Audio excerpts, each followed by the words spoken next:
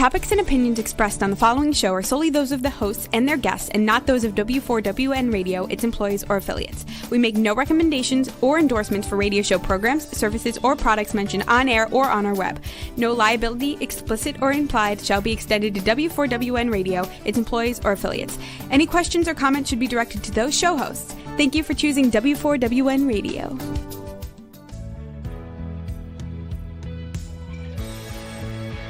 Welcome to Success Secrets Exposed with Sally A. Curtis, where we share stories of challenge, success, and inspiration along with practical tips and strategies to move you forward to your success. And now, here's your host, Sally A. Curtis.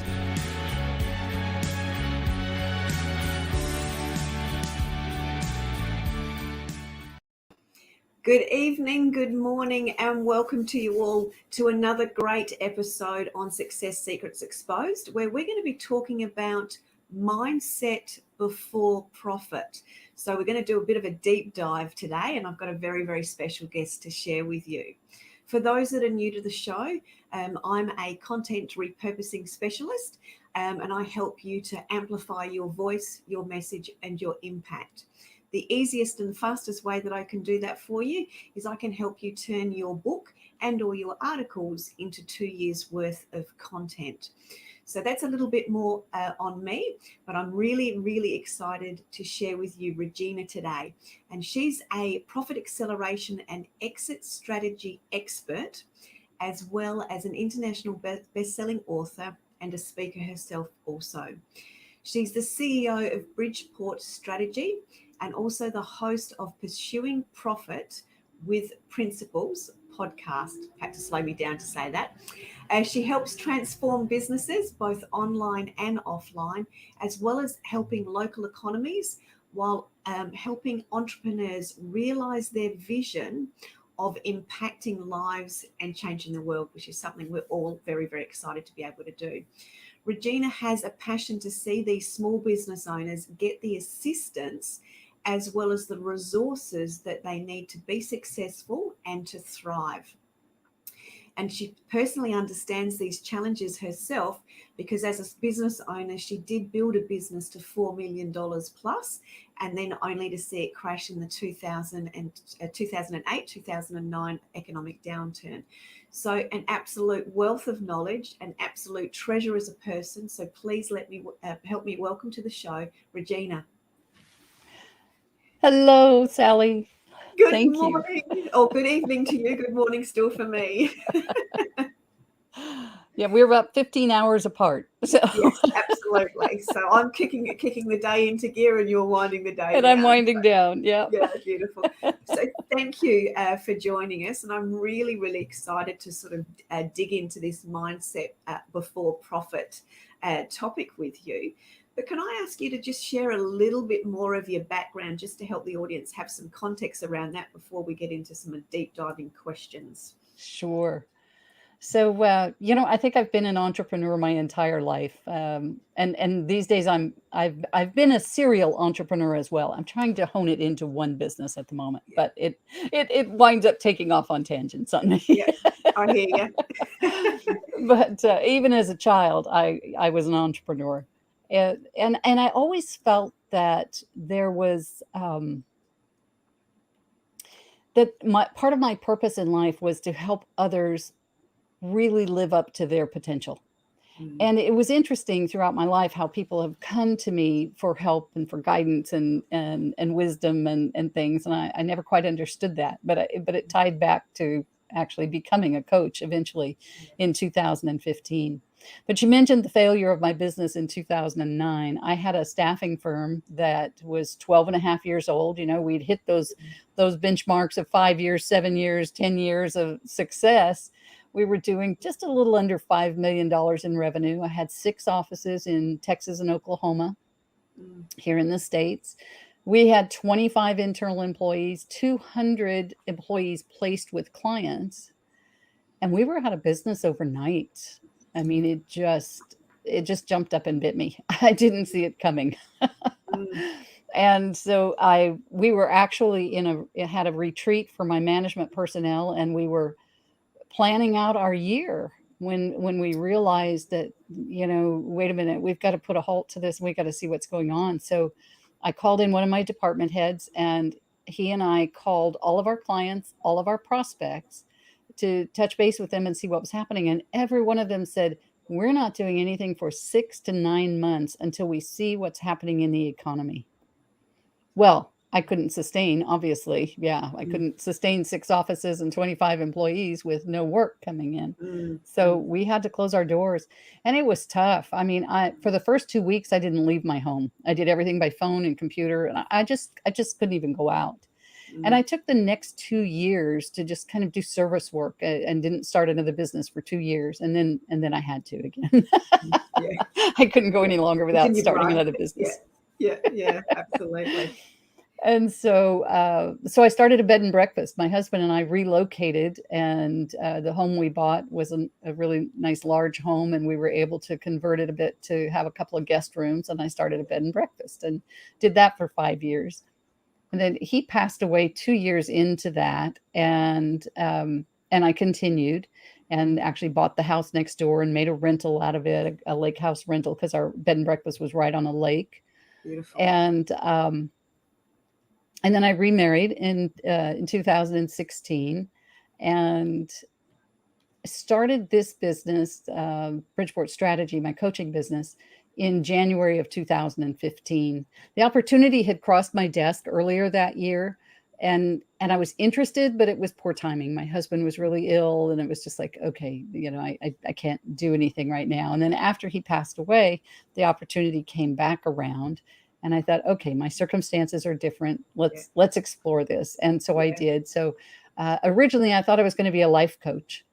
And that turned out to not be so. I decided to do business coaching.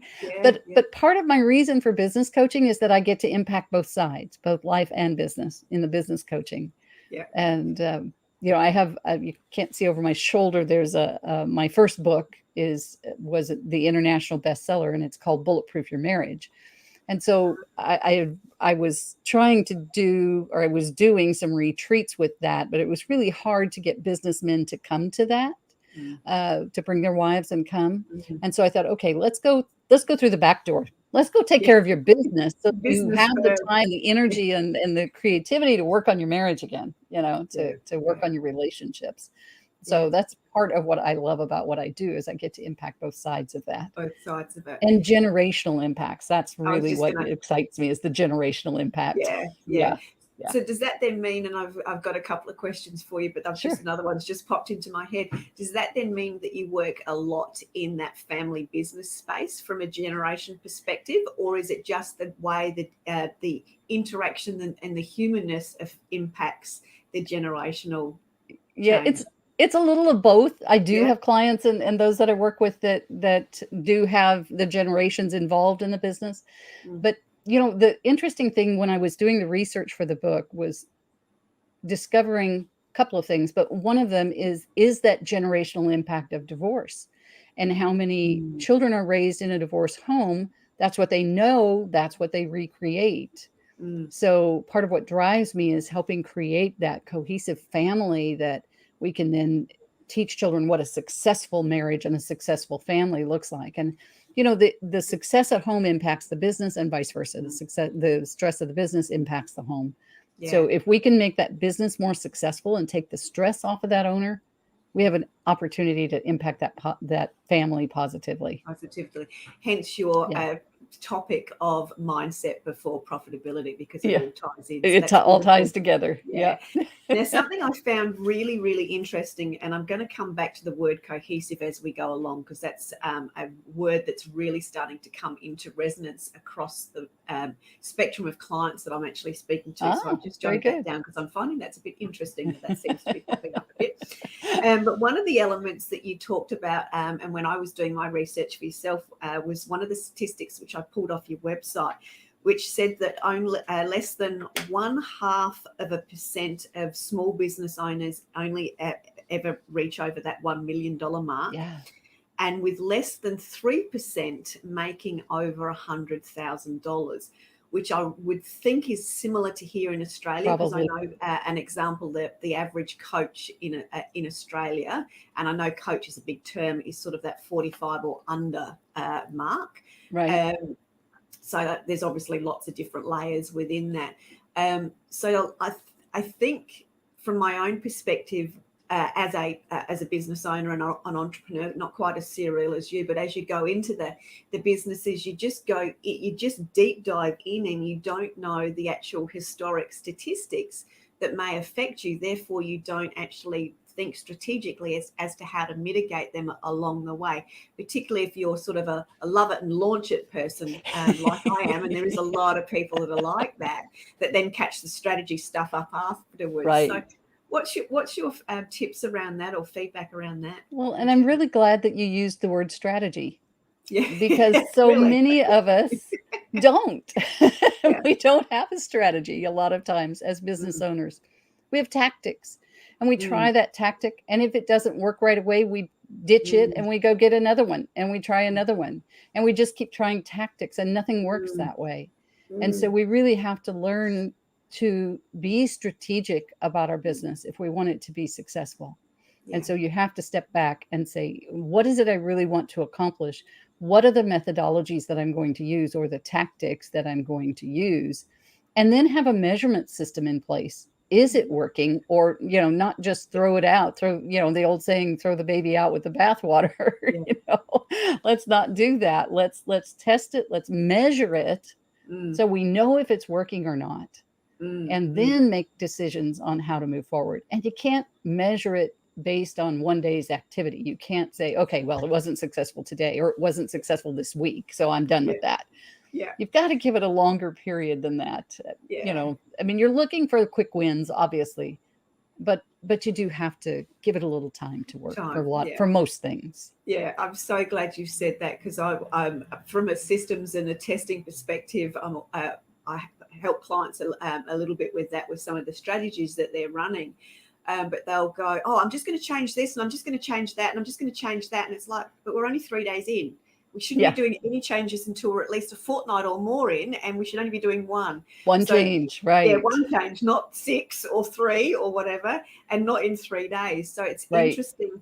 We do want those quick wins. We do. But those quick wins don't come through constant quick changes. They come through minimal changes. And as you said, looking at the data to actually really see, because otherwise you're actually not using the data. You're still doing let me just try that. Let me just try that. Just flying by the seat of your pants. Yeah. Oh, yeah. 40S cards. Done that a lot over the years, or in the beginning. And I think that now. I think it's so important what you said, though, too, that you only change one thing, because if you go around, and that's hard to do. It's hard to stay within that. No, I want to do this. I want to change that. Let's try that. Yeah. But if you change more than one thing, you don't know which one worked. That's right. Yes. And then you're still in confusion.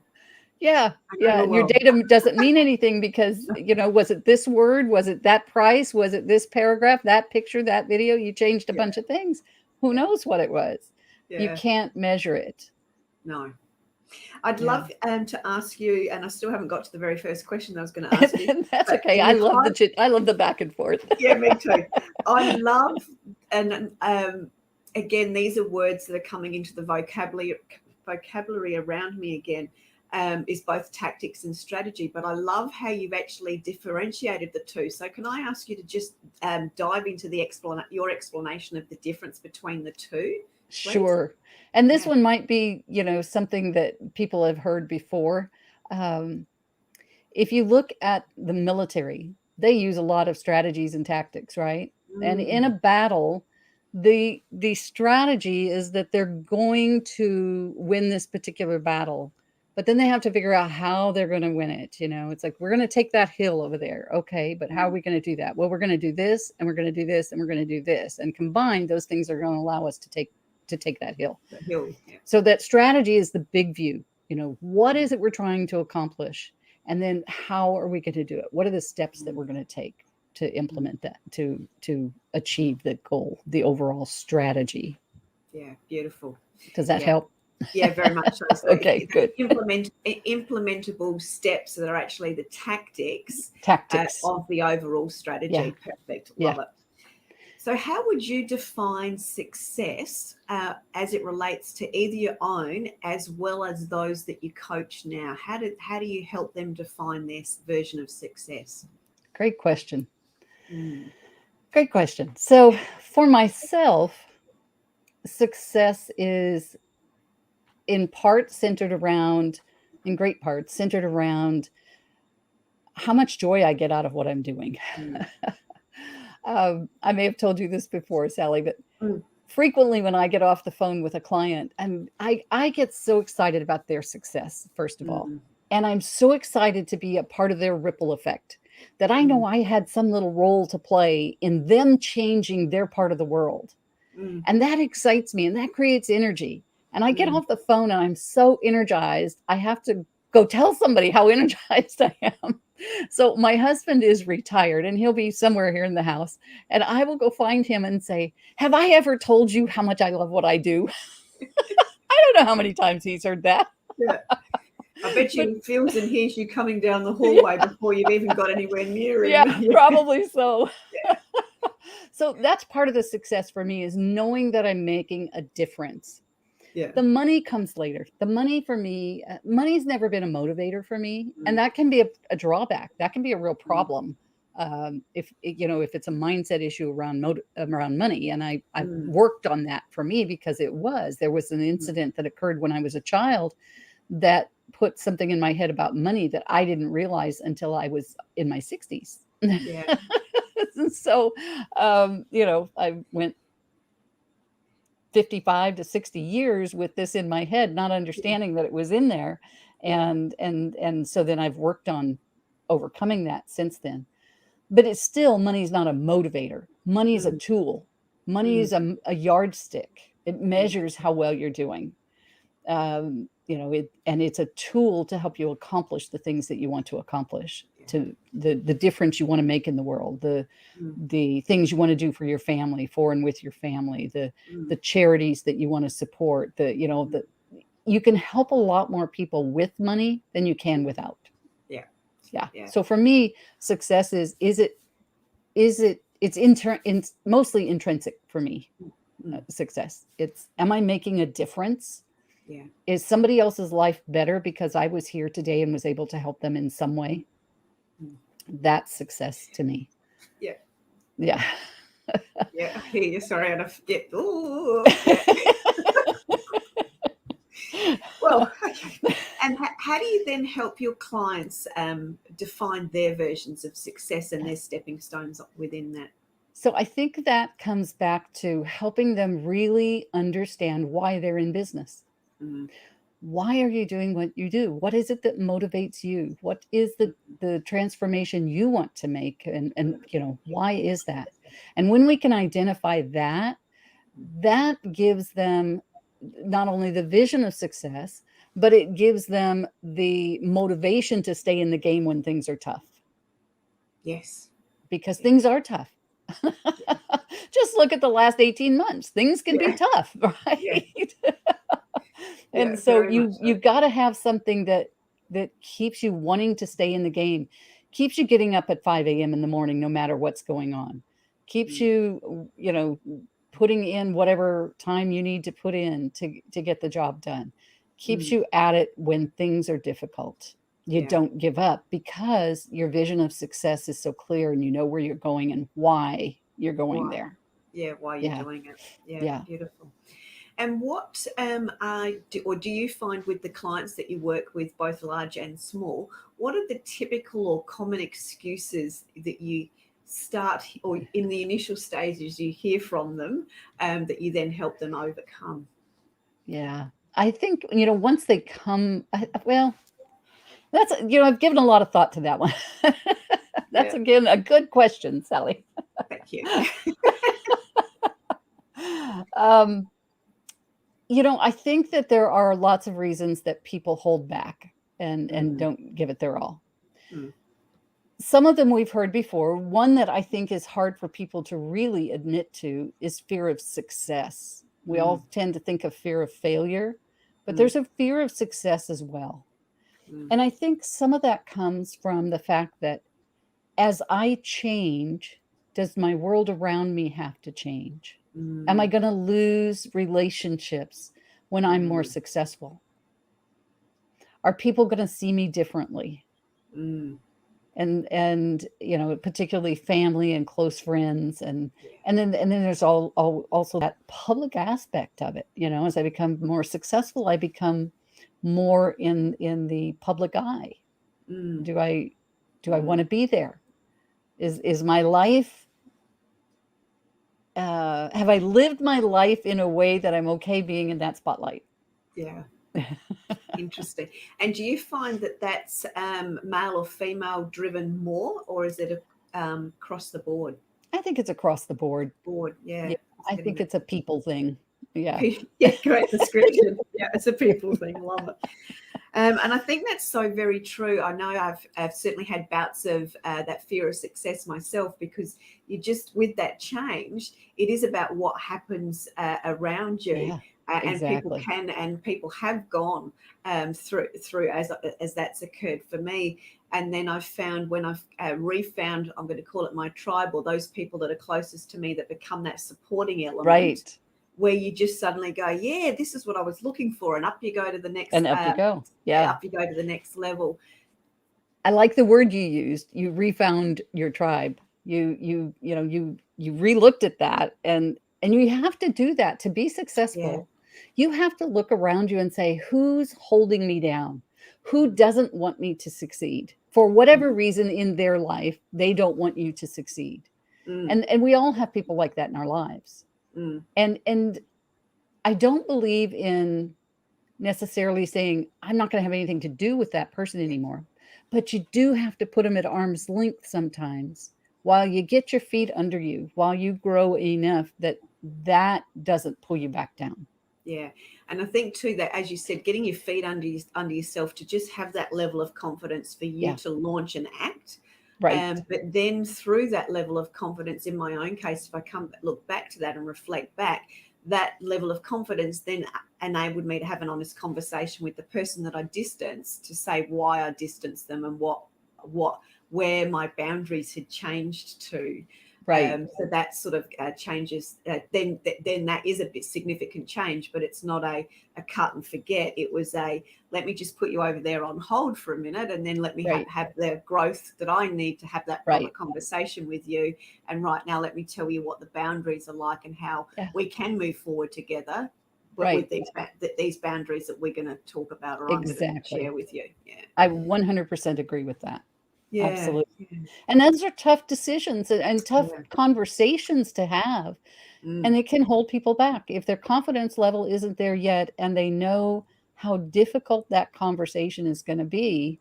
It can hold them back, and they say, it's just not worth it. I'll just stay where I'm at. Yeah. So that's obviously a really significant one, is that in this case, the fear of success. Right. Fear of failure, I think a lot of people get. What are some of the that was the opposite one. Yeah. I think, one I had an interesting experience a couple of weeks ago. I'll share that with you as an example. So I was having a conversation with a prospect. They really desperately needed coaching and needed the tools and resources that I could bring. They admitted they needed those. The wife who actually owned the company has a hard time dealing with change, and that's a big thing, dealing with change. And she wants to wait 3 months to start her coaching while she gets things in place, instead of starting the coaching to get things in place. Yeah. So sometimes we get that cart before the horse. And we get things a little backwards. And sometimes I think it's in that kind of a situation where we're talking about coaching, and someone's going to become very intimate with details of our life or our business and the decisions we've made. Sometimes there's that fear of letting someone else come in that close and see the things that you've hidden from the world, where you're not perfect. Yeah, yeah, absolutely. I think that's going to be a big one. I know it stops me sometimes, It's like, I don't know that I want to go down that road. It's okay. Yeah, I'll just keep going the way I am. Yeah, really interesting, because that's brought something up for me as well, because I've always had coaches and a variety of different coaches depending on where I was needing help in the business. Right. So sometimes I've had multiple coaches, and I've just in the last 4 or 5 months just got on a new coach, and it was that I'm just, and that was my excuse. No. We'll just wait 3 months because I want to get some things in. There you go. Because I'm going to hide a whole lot of stuff and get some stuff and all the rest of it. But it was, the conversation became so intimate and real that I didn't actually do that. I actually did take that step, and that I will say the level of fear of being that, and I'm going to use the word vulnerable, that honest and that vulnerable, and go, I do want to take the business to the next level, and I probably do need to get a whole lot of stuff into place, but I think I actually need your help. So it's both that vulnerability and that asking for real help. And I hadn't experienced that. And now that, having reflected on your story, I realized that the emotion there was in actual fact fear. Yes, it is. It's huge. Yes. Yeah. Wow. Understood. Yeah. And then the last one, I think there's an element about the accountability piece that kind of holds us back a bit. When we work for someone else, we're totally accountable for our day, for our results, for everything that we do. And often when we go into business, we don't have any accountability to start with. We think, I'm not accountable to anybody anymore, until the banker calls you and says you have no money in your bank, right? Yeah, so true. Yeah. And so, so I think sometimes there's that reticence to be accountable to that can kind of hold people back. It's similar to what we were just talking about, but I will say I haven't experienced that one, because I love a good to-do list, and I love a good get this done by next week, and I'm good to go. So I'm the reverse of that. Just give it me. Let's go. So that's awesome. I'd love to just talk through the reverse of that as it relates to some of the I'll call it mindset, because obviously we're talking about mindset as step. But where are the transitions in that mindset to then go from that place of fear to that place of confidence and actually winning? So what's the shift? What do people do in the shift? I personally believe that it comes with coaching. I've had mindset coaches. I've had mindset. Say that again. I just got goosebumps when you said that. So yeah. It's so hard for us to see for ourselves. So I'm going to be real vulnerable here for a moment. I told you when I was a child, I had an experience, and I didn't remember this experience at all. And I was on my way to a T. Harv Eker event, his Millionaire Mindset event. I'm just reading his book at the moment. Oh, very good. So I was driving to my sister I was living in Texas. She lives in Colorado. I was driving to her house, and we were going to this event together. And I'm listening to his tape or a CD of the book as I'm driving. And all of a sudden I had this flashback to when I was like 4 or 5 years old and saw what had happened. And I called my sister on the phone, and I said, "What is your first recollection of money?" And she said, "I don't know." And I said, "Well, I know what mine is now. Would you like to know?" And so I shared it with her.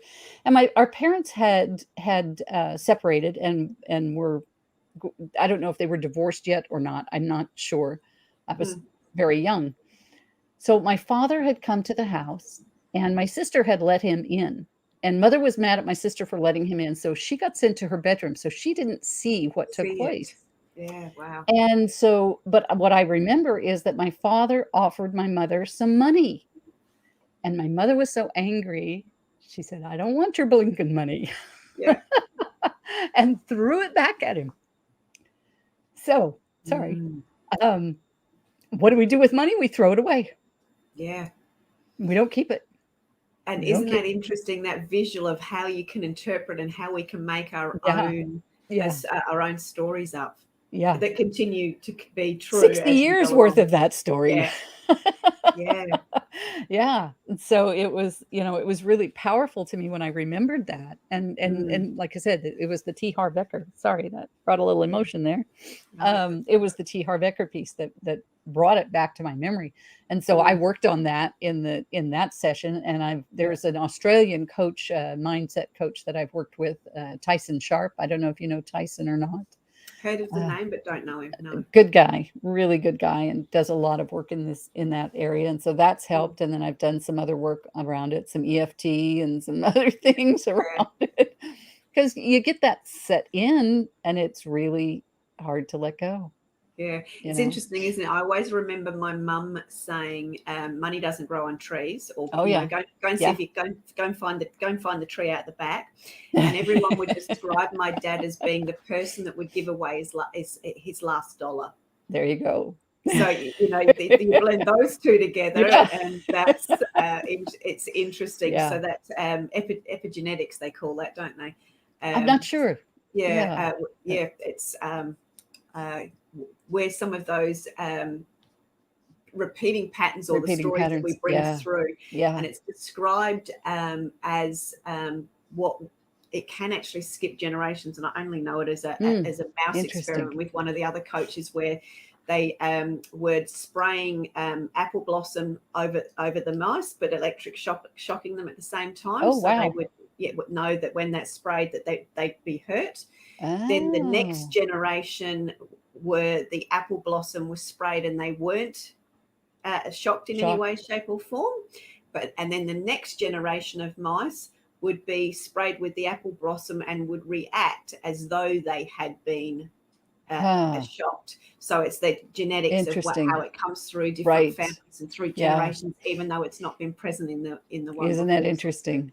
So very interesting. So we are a product of our environment. We definitely are. And I truly believe, though, that coaching is the answer. If you have a mindset issue, it is part of the answer for sure. Yeah. Recognizing it is the first thing. Just recognizing that there's a challenge there, even though you may not know why, as I didn't know why, and I didn't really realize I had an issue until I kind of figured out the why. And then it's like, oh, okay, that's that's why I've never been motivated by money. It just never has motivated me.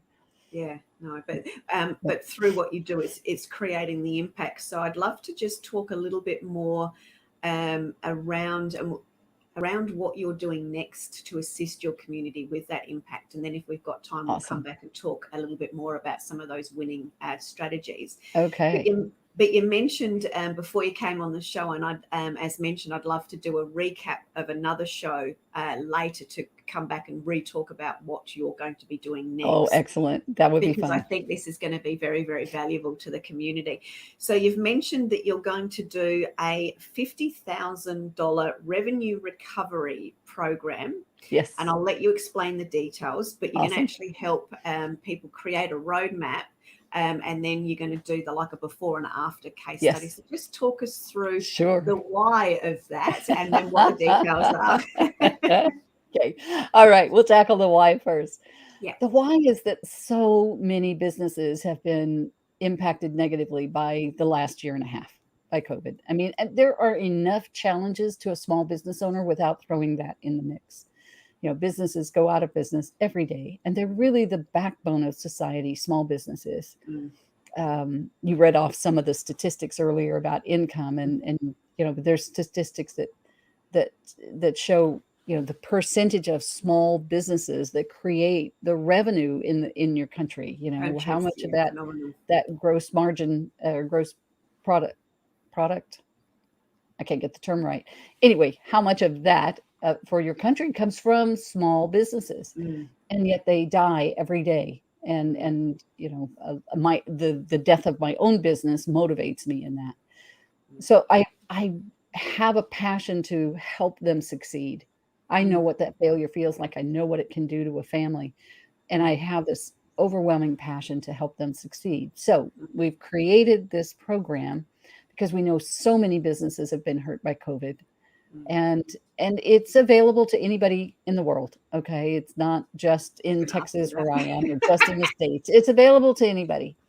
But what we're going to do is it's called a 50K Revenue Recovery Challenge, and it's a 4-month series. Now, it doesn't matter whenever they enter it, that's when their 4 months start. Okay. So if somebody comes in tomorrow, it starts tomorrow. If they come in a month from now, it starts then. We're going to have them on my podcast, which is Pursuing Profit with Principles. And I love that you had that those P's got you, because I struggle in my own introduction with it all the time. You have to slow it down. You have to slow it down. Yes. So we're going to have them on the podcast. We're going to ask them how their business was impacted by COVID. Did they have to close their doors? Were they mandated to close their doors? Did they lose personnel? How much revenue did they lose? We're going to dive into that. Now, ordinarily, that would be a really difficult thing for a lot of business owners to do, to stand up and say, oh, yeah, this is what happened. But it's happening to everybody. So you're really not standing up and standing out in this. You are being a part of the group, and you're sharing your story to help others. So once we do that session, that interview, then we're going to go and do my profit acceleration program for them. So I have access to a proprietary software that allows me to do a deep dive into their business.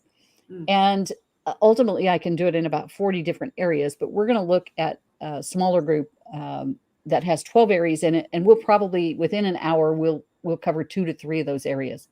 Typically, I can show them $100,000 or more in increased revenue within a 45-minute period. And so we're going to do that, give them a roadmap from that 1-hour session. Again, this is all free up to this point.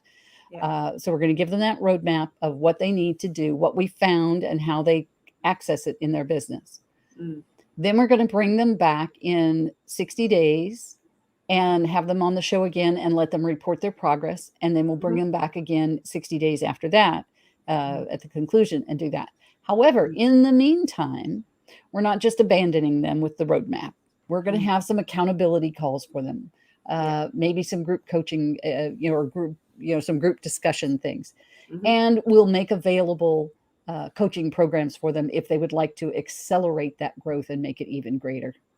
But everyone should be able to earn or to generate at least 50K in revenue during that period of time, during that 4 months. And we've structured some different payment plans for folks because we know folks are hurting. A lot of them are. So we've made it, just drop dead easy for them to get involved. Beautiful. And as you said, it's any business owner, any industry, any part of the world, they're able to tap into that.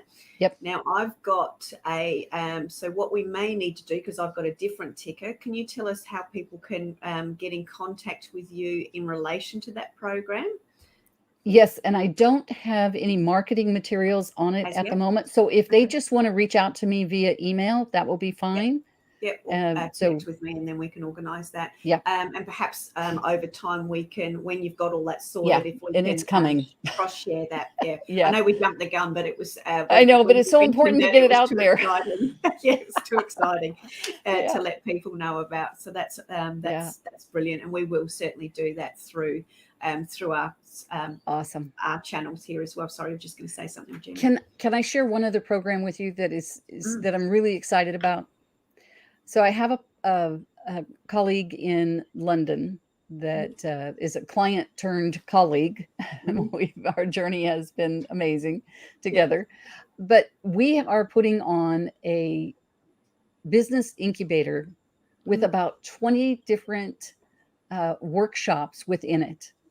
And these workshops are all structured around creating a small business.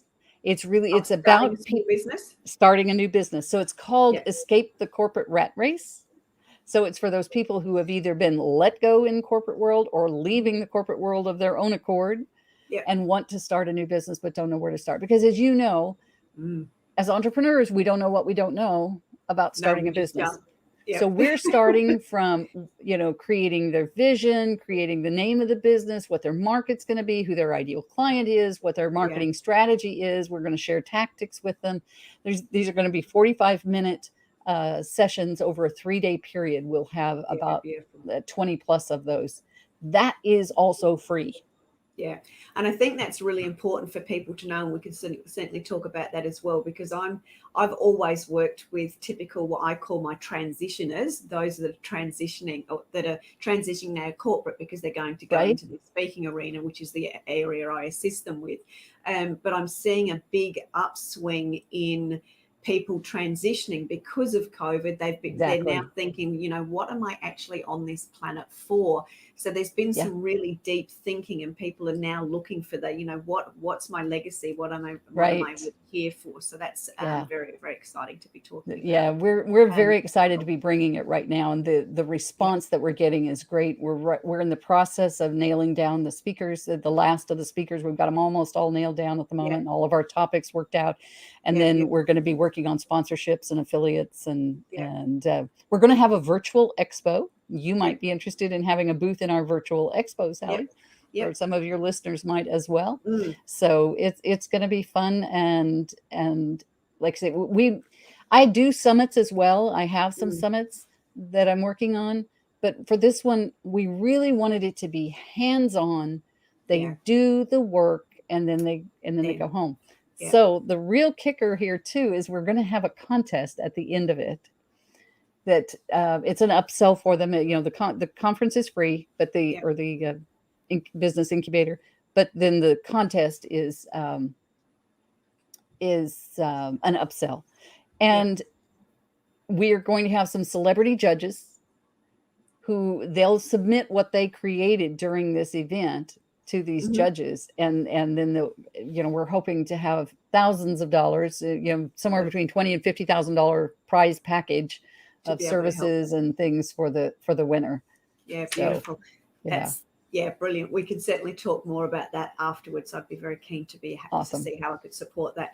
I've just seen Peter, who's one of our regulars from Australia, just talk about, and I think this is a good way just to bring it back to some of in the last few minutes that we've got, bring it back to some of those winning attributes that people need to learn to adopt. And being accountable to no one is both a liberator and can be a big hurdle in moving forward. And I know Peter and I have just had recent conversations about finding that new version of tribes or different tribes. Right.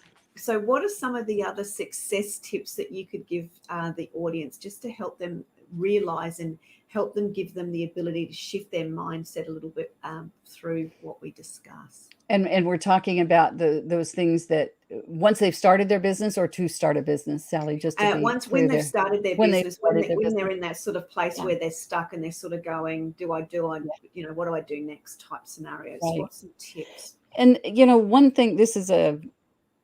one of the things is we get overwhelmed.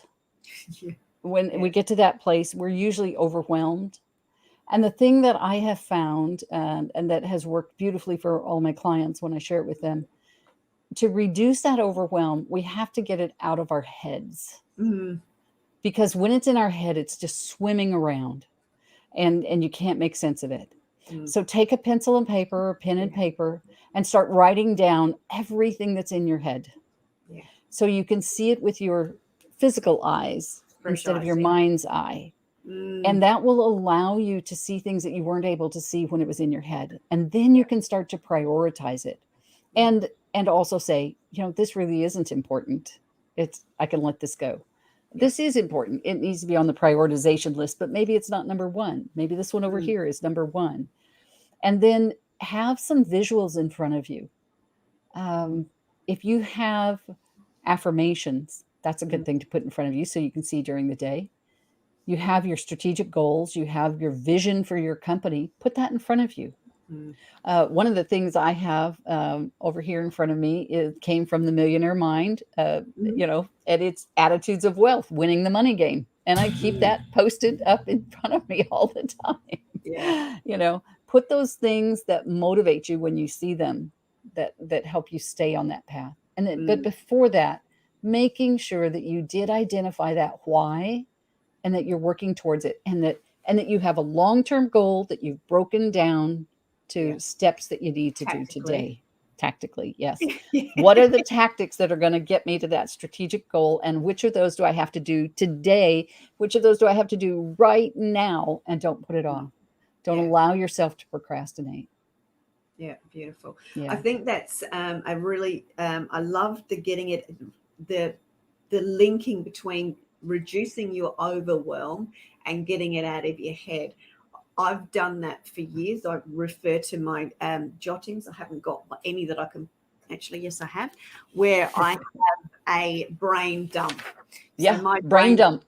Absolutely. It's just that. So it's Yep. just getting stuff out of my head that then go onto my to-do list, and then I work out what I need to do next. Yeah. But I've always had a clear desk policy, because however my desk is how my mind is. Yes. My desk is clear, my mind is clear. But it was very important for me to have a free brain space. So if I'm trying to remember, I've got to remember that, I've got to pay that bill, got to do this. And batching was a big thing for me. But it's literally getting that stuff out of my head. I can't keep it in my head. It's got to go on a sheet of paper that I'll deal with and put into my structure or my process that I have later. And that, as you said, really does. But I hadn't joined I thought I was just being clever. I hadn't actually joined the dots that I was actually reducing overwhelm. And that's exactly what it does achieve. It does. Absolutely. Because I know when I go to bed on a Sunday night going, I've got to do that and I've got to do that, and I haven't written it down, and there's a big difference in the sleep. And that comes back to stresses. Another thing, when you're writing things down and you get these ideas, and especially, business entrepreneurs are creatives, most of us, right? Which is good and bad. Yes. It's a challenge and it's a plus. But when you get these ideas, instead of just jumping at that idea and doing it right now, put it on a list, give it a couple of days or at least a couple of hours, Pin it. Whatever you can do, however long you can torture yourself without taking action. And then, reassess it. Yeah. So, and I'm famous for doing the opposite of that. It's, I get an idea and I just want to run with it. And it's like, oh man, this is such a great idea. I'm going to do this. And off I go on a tangent with that. And I haven't thought it all the way through sometimes. So think it through, but give yourself time for it to percolate. Percolate, yes. Yes, percolate a bit and see if it's still as great an idea as you thought it was when you came up with it. Yeah, I'm not as a creative profile as that, so I'm sort of a little bit more of the doer. So I have Post-it notes, and we have this with my collaborative partners in our business advisory. We go, great idea, let's pin it. So we have a board, or I've got a board up on my wall there as well, where we actually physically and mentally pin those ideas. So we've got all the ideas pinned, and it's almost like a storyboard. And then we just move those Post-it notes and put it onto a runway of going, okay, what one are we going to implement, and what else is around that? So we put it onto a runway. But we have to, because I work with 3 other people that are creative, we actually have to catch those ideas because we've all got them. And then we get giddy because we're all adding to the ones that we have to pin them. Otherwise, we don't get any actual implementation work done because we remain in creative. And you need to be able to adapt between the two. Absolutely. Yeah. Great point. Yeah. So, and be willing to sleep on it. Be willing to take it to somebody for an outside viewpoint. Get in, whether that's a coach or it's just somebody you trust, not one of the naysayers. Make sure it's not one of the naysayers in your life, but somebody who's open and supportive. I went to a colleague the other day with something and with this idea on the series, the 50K series. And one of the questions she asked me was, she poked a few holes, she said, okay, where's the bottleneck going to be? That's me. I'm always the bottleneck. Guilty as charged. And then, okay, what's your next step? What's the next step? And so sometimes it really helps to get that outside person kind of walking you through it. Yeah. Because that's help. I hear that as, yes, you've got the biggest strategy, but they actually help work out the tactical plan A, plan B, or plan C, just in case something goes wrong within the tactics that enables you to have the adaptability as well as the assurance as you move forward, and to mitigate some of the potential things that you might not have seen until somebody gave you those fresh eyes. Yeah, Yeah. exactly. Brilliant. Yeah. We've just got a couple minutes left. So yeah, Okay. I was just going to say, if there's anything else you want to share, please do. Oh, just, this is the most exciting time in the history of our planet to be an entrepreneur. Yeah. I mean, there's never been a better time. There's never been more resources. There's never been the opportunity for you and I to meet and to have these conversations. That could not have occurred in a former time. We never would have known about each other. No. We can do business around the world. We can have connections around the world. There's no end to the transformations that we can help make as we step into our own superpowers, our own confidence, our, who we are and what we were supposed to be, what we were supposed to do. There's no end to the good that we can do in the world if we do that. Yeah. Couldn't agree more. And I'm just going to add one element to that, is that with all of that globalization, with all of that connection, I am seeing a significant rise in collaboration. Absolutely. So you mentioned your lady in London. I've sort of already seen where there's ways that we can do different things together. I've got multiple collaborative partners that I work with very regularly, many of which have come about because and during this time. Yes, exactly.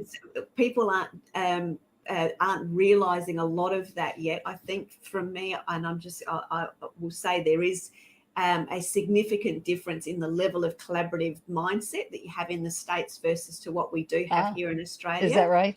Yeah, it is noticeably different. It's probably 50% fold different. So you guys are sort of straight into it, whereas here we tend to be a little bit more cautious.